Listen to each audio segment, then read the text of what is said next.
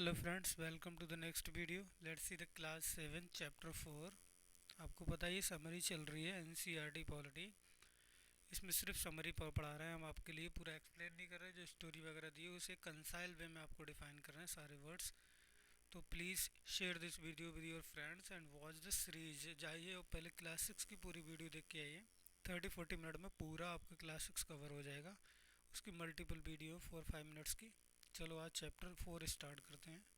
आज का जो चैप्टर है growing up as boys and girls.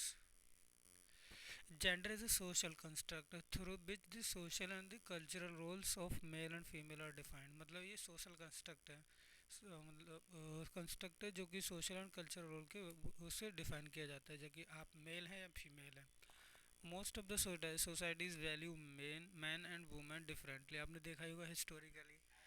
This clears the fact man do not have the same status. आपने देखा होगा वर्क प्लेस पे या फिर कहीं एजुकेशन वगैरह कहीं भी फीमेल का ज़्यादा डिस्क्रिमिनेशन होता है, जिसकी वजह से मतलब वुमेन एम्पावरमेंट भी कॉन्सेप्ट चल रहा है, कितने मूवमेंट स्टार्ट किए गए हैं।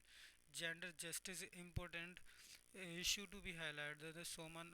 ये सोमन आइलैंड की बात कर रहे हैं। The Samoan island at the one of the large group of the small island in the southern part of the Pacific till 90s children in this island did not go to school. यानी 1920s तक कोई भी children school नहीं जाता था। When the babies started walking on they were left under the care of their older brothers and sisters. Children as old as 5 years looked after their younger siblings.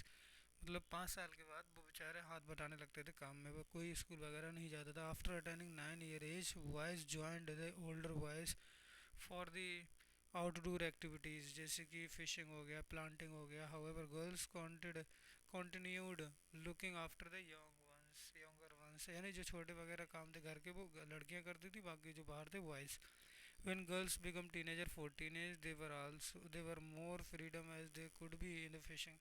14 year के बाद जैसे कि लड़के हैं जल्दी एज में और लड़कियां हैं जो कम एज के, मतलब जल्दी एज में मीन 5 साल के बाद ही वो लोग बाहर जाना स्टार्ट कर दिए। लेकिन लड़कियों को 14 ईयर के बाद एक डिस्क्रिमिनेशन शो हो रहा है, जैसे कि मध्य प्रदेश का example. In MP India, boys and girls have different outlook. The school boy for boys was opened while the one of girl was closed। ना कि मतलब एमपी, बाकी आपने और भी स्टेट में देखा होगा हिस्टोरिकली कितना पीछे थी। जैसे फिजूतवा फूले हैं, इन्होंने आगे चल के उसमें पार्टिसिपेट किया कि वुमेन एजुकेशन वगैरह होना चाहिए। तो many women work in the office, many do only house work.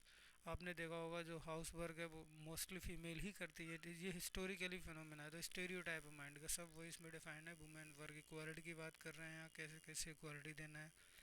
भी फाइन डिस्टिंक्शन आप देखा होगा अपने सोसाइटी में कैसे कैसे डिफरेंट है। तो पूरी स्टोरी वही वुमेन और उसकी बात की गई है। अगर आप चाहें तो वीडियो को स्टॉप करके देख सकते हैं। If a women is a house wife it is often said this she does not work. अब जैसे किसी ने इसने अपने दिमाग में डाल लिया अगर वुमेन घर का काम करे तो बाहर का नहीं कर सकती। सेम ऐसी the team work. The term house work involve many different task. अब आपने देखा होगा डबल रिस्पॉन्सिबिलिटीज में दिया होगा कहीं ना कहीं। वो भी वुमेन के ऊपर बाहर का भी काम करें, घर में भी देखना है। The government has set up the child care centre for the village in the country. आपने देखा गवर्नमेंट के कितने स्टेप लिए गए हैं। ये है ना ड्यूरेबल बर्डन। ये वही है कि घर का भी काम करें, ऑफिस का भी काम करें। तो इसमें लिखा है care giving looking after the family with the great sincerely. यानी फैमिली को बहुत ही सिंसियर से देखना। डी वैल्यू उनकी, मतलब जो वैल्यू हो उसे कभी do not give due recognition for the work. उनकी वो कोई काम करती है तो वर्क, जैसे हाउस होल्ड में लड़कियां काम करती है तो कहते हैं नहीं कुछ काम नहीं करती, घर में कुछ काम नहीं होता, उसी को हम बोल देते हैं डी वैल्यू। उनके काम को वैल्यू न देना।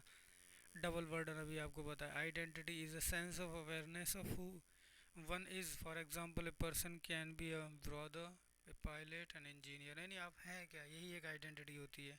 चाहे ब्रदर हो सकता है। जब आइडेंटिटी भी डिफरेंट टाइप की होती है, जैसे कि आप इंडियन सिटीजन है, आप उत्तर प्रदेश या एमपी या बिहार के कहाँ के हैं। Physically demanding it is refer the household task which are very tough and demand great physical strength. अब घर में जो काम होता है फिजिकली आपको अच्छा होना पड़ेगा तभी घर का काम कर सकते हैं। Time consuming it refer the various household task which takes much time. बहुत से काम ऐसे इसमें टाइम ज़्यादा लगता है। Strenuous very tough and difficult, this meaning of this word. Okay, thank you for watching our video. Please follow us for new update.